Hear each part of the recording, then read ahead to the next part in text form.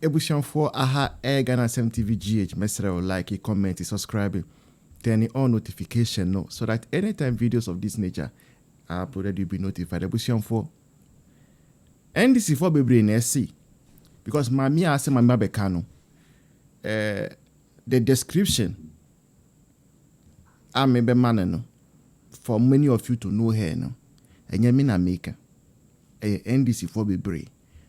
So I thought they be a shine this for now per se.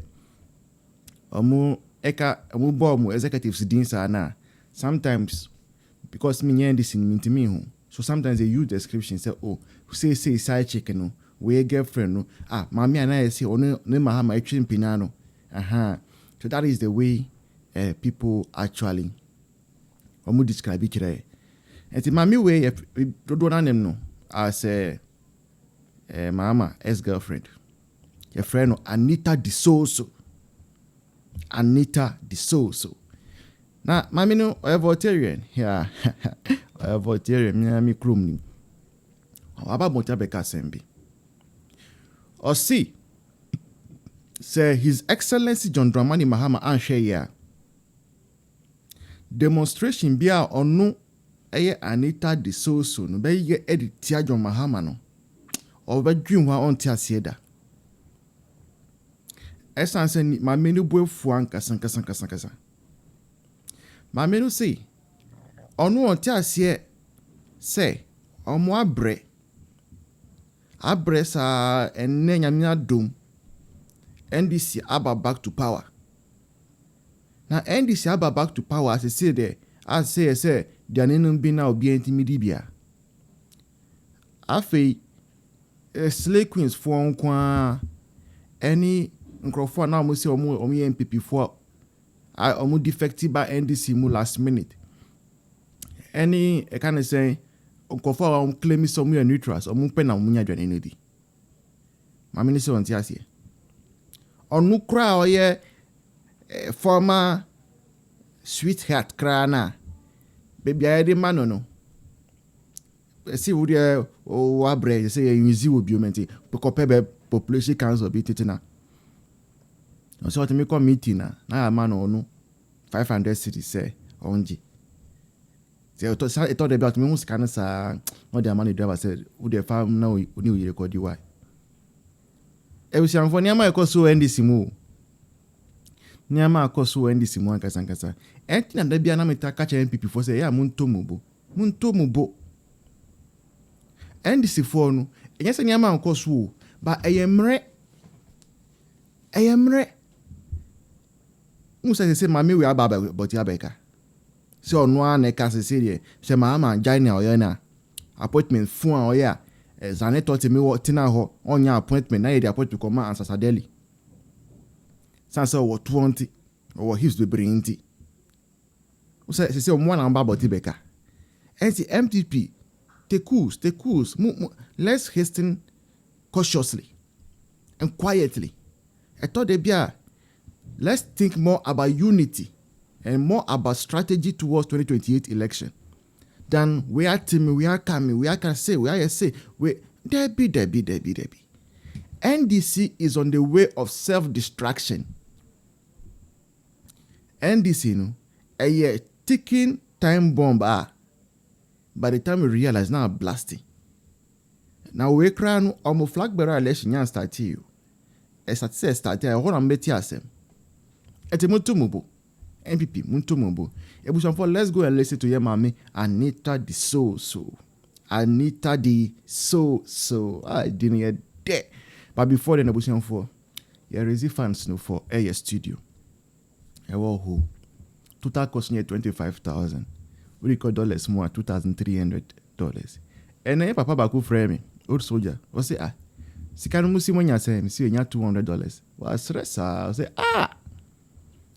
say $200 munya nya hwe say nya hwe ba ye be nya say kaka ye be duro tibusa for mun boy one. Now let's go listen to Anita so don't go anywhere. Hi Ghana Asem TV GH. I'll see you in the next one. So committee and I me boom the tough as only a journalist be kasa and na o catch and say a party no mo ka asem bi kire a party ma e ma say momo modwuaye Momo asitama Ayɛka and so say party by and crofwa ya form edio mo hyehyɛ baby no party makwa no ye nhye den home na wo kra baby a wo ayedo koe eye MP ho no ugodru nipa omo ho anka se bi omo ye board members na se nkrofo na at least nka bahu ba ko bia na mienu bia ampa wonim sa ampa wagina party platform so da ana se waye adwuma wa akire ho da ana ye party ni bia wo baby ba ugodru no hwe wa hu obia ho nkomo mudi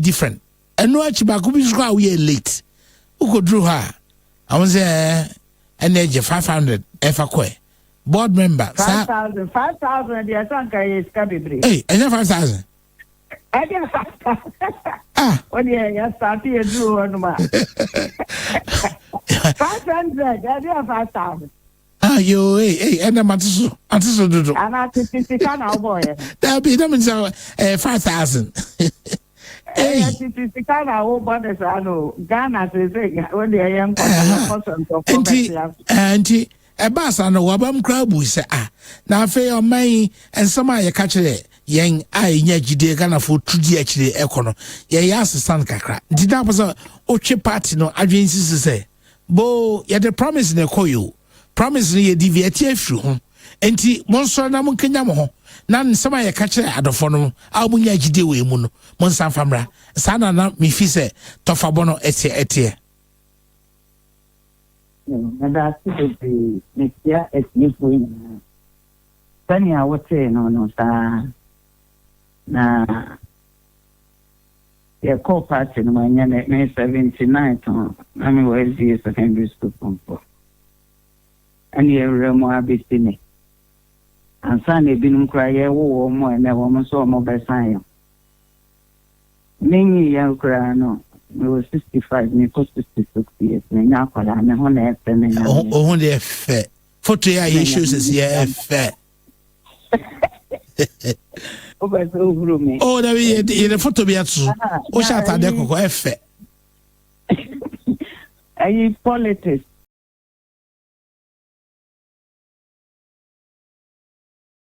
yenyina yewre mo se so bia ne na chede anyame ana ala ede amano yenyina ewo mu kama yeni anom osono no so ba omo ba ye wo mo de na ebre nipa abre enakwa me na ukase ye ko chief imam ho akoda na se because ye started ansa ne ye beto aba no kra no ye ko no ho ye ko yeni anom asofofo bi ho so almost almost bompire man and she more than and as I said, Yamia Domoa.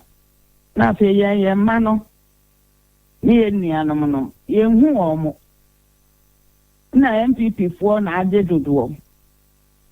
Sabio heaven a view from how, and Jana Fen will be the one son of the co heaven. And until I'm so can say, yeah, they are metene. Because Rollins, ya Papa Rollins, of Fania Mamu Bibri and son who bedroom pempenso away.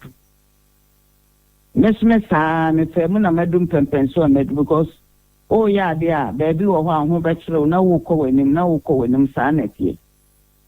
Now say Abasa and I say Yenianum Enya baby and sha. That's just a party and I'm pressing Muguna because next elections, no.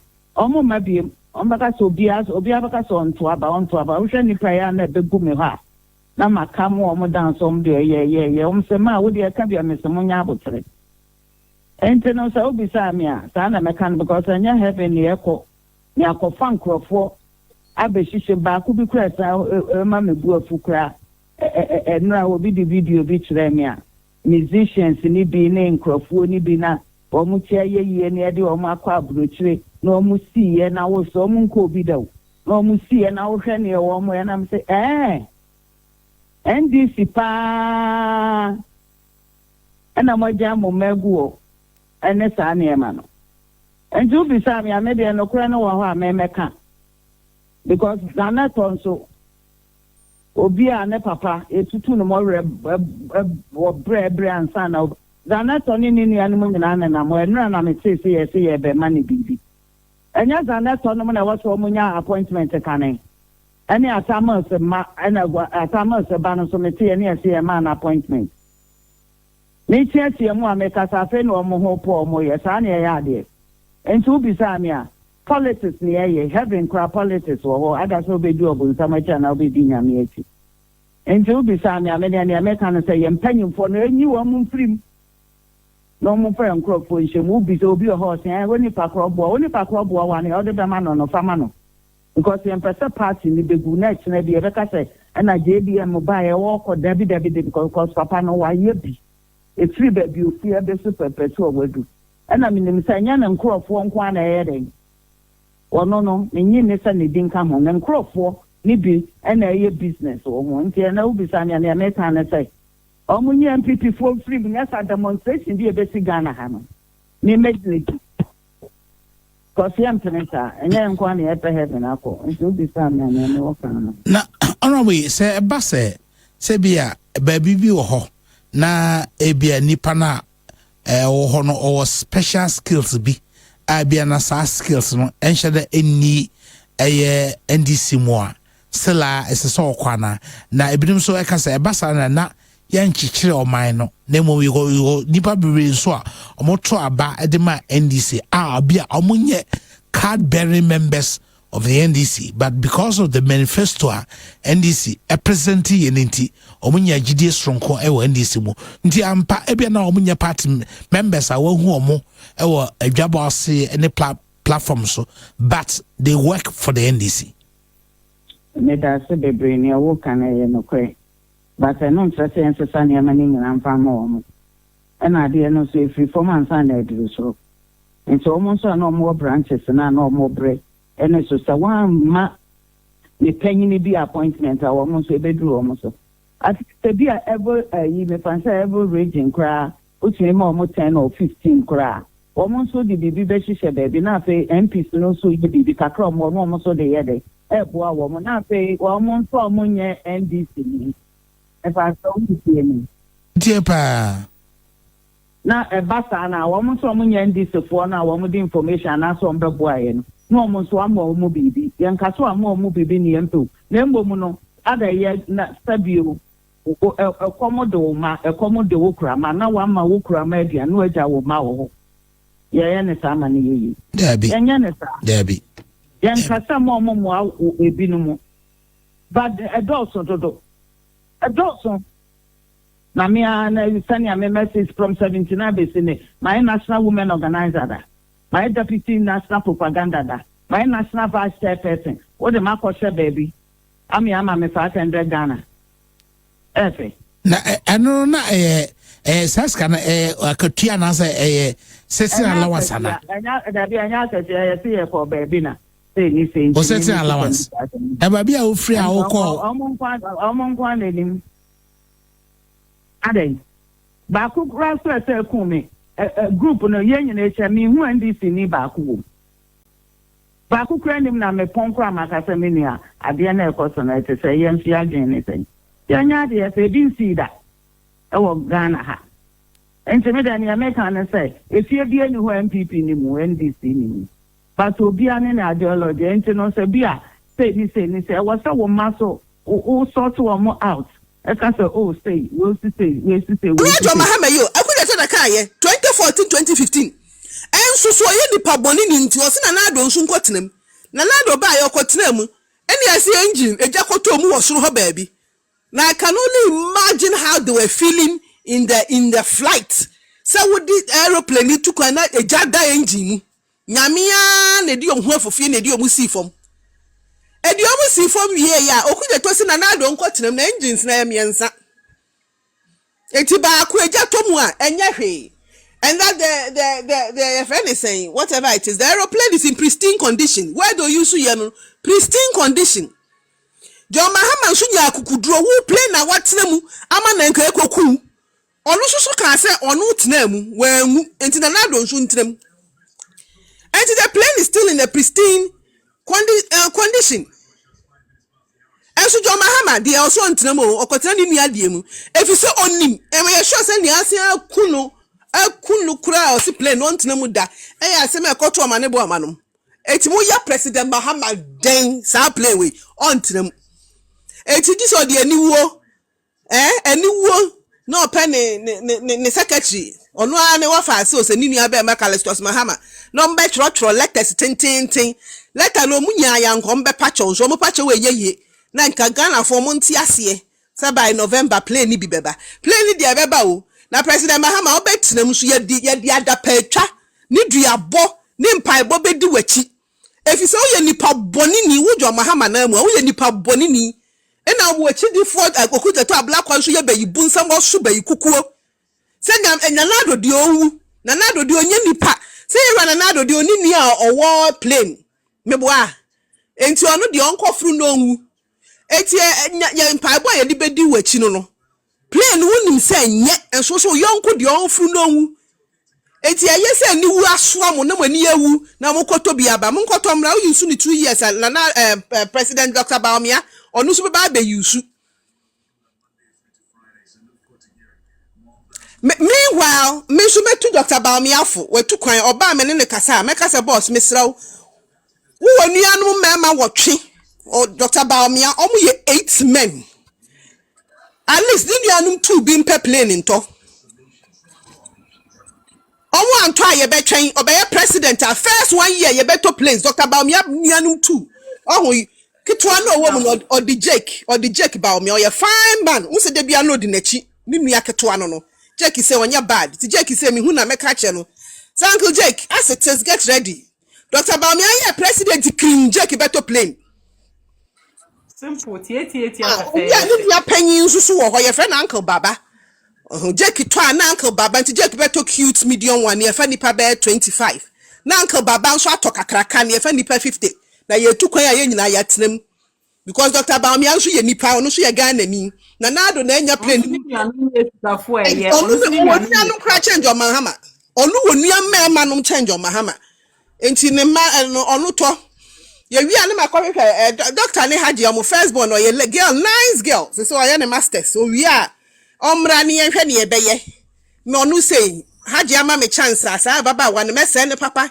ye be kire mu ade wo kurom ha mi sei me kire no se ne enkoto bag ohun ye fa Ghana fo sika ne ye de akoto bag abrabo amene baba wa ne be kire wo kurom ha enso de wa ne papa ne ma mi kire ni no mu hu ni photo sa na omote na nkobe ma ne ho chance amene ne ye be ye hisam wo kurom ha papa Ghana fo sa na mo peno Tana mo peno ne mai wo mu ye nine back wo mu very smart nerd akwala no ni made nti ye nam ni ye mu ka ne se coding competition ni ye di church mu ne papa ye president sa brabo ne ye bebo ofia because mama Ghana for mama ye hu se mo mpa president obu ne ho mo mpa president al ne yire ni ne ma ebu omo ho na nkanya sa okudeto ablakwa ne samjo timi didi anti beki atem enne na nse ya anti beki di 75 years mo hwe maami e wadi 75 just look at that woman yeah very beautiful we dey the man be jira ne nche look at those ladies we dey am nche me na do ma in the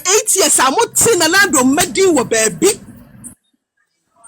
tell me where you have said any one of them have misbehaved as mo Ghana for some mo pe ne ne ba no sori a no ne nam ref and na mo pe mutira anya ye the next president of Ghana ne man nyina ye so disciplined eya na ya me yasa me amada akuse manko pie na do fie na manko ye ne ba nka mo amu proper recalcitrant daughter muti ho na me Ghana na mu abekọ akoton meton muti ho na me Ghana la kosi awawa mu ade amapiri ho musi mo mpa ade pa enti okuje to black one president Mahama na mo pemu na ye di musika akodi sabi nsem how do you explain to us say wo dia wo brother be president nkwa na auto plane ne first one no John Mahama one otoye second one John Mahama 2 wo nkwa dia obra ba be ye president a na auto plane na mu Ghana fonyanya atwum ni nipa bonesem na yemu a na do baby na do brother bi na auto plane a nka ye beti asem wo ekrom ha and let me call you UTV anopay akwa bi oti wo so a political analyst President Leonardo enka okobusa Ibrahim Mahama so pep flighter enka obema no na me so kwasia ene de me sin kwasia straight me so kwasia Dr. the funny say Leonardo nkonkwaji Ibrahim Mahama plane even tu kwan sese bi onim nyansa nti Only Yansenti. Who are you say? Can Samran and Nanado Bushua be were plain or Kojaya, and Kaya Shun did you a croha. Nanado Bako be a restaurant, Musumunti be that. And Timothy said the next president of Ghana, no, or you're such a decent person.